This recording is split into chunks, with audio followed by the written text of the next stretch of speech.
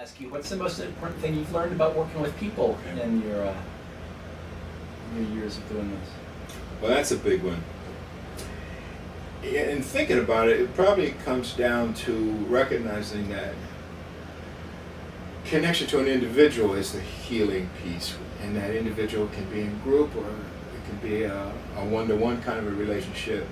And I think the thing that I've learned is to trust the fact that I have an enthusiastic persona, and I think that that's been in the service of people being able to connect in a place and in an environment that seems safe to try this new thing called therapy. So I'm a soft first landing for a lot of people. I think that started from the years in chemical dependency treatment, substance abuse work. I've learned that the healing is in the group, and the healing comes from the connection that people seem to be able to make to me.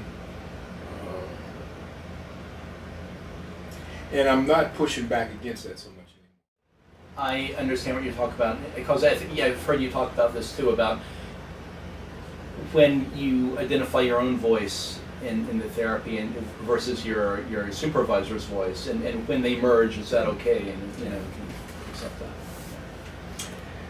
Right now, I'm kind of experiencing a newfound willingness to be responsible for whatever mistakes I make and just do what seems to be the most appropriate thing, and be less invested in whether it matches up with the orderly process that I read about and write about in the works of other people.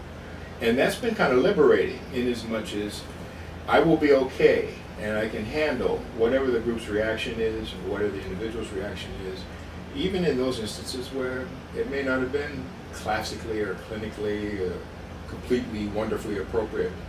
And that's a freedom and a willingness that I haven't always had, because I think I've been restricted by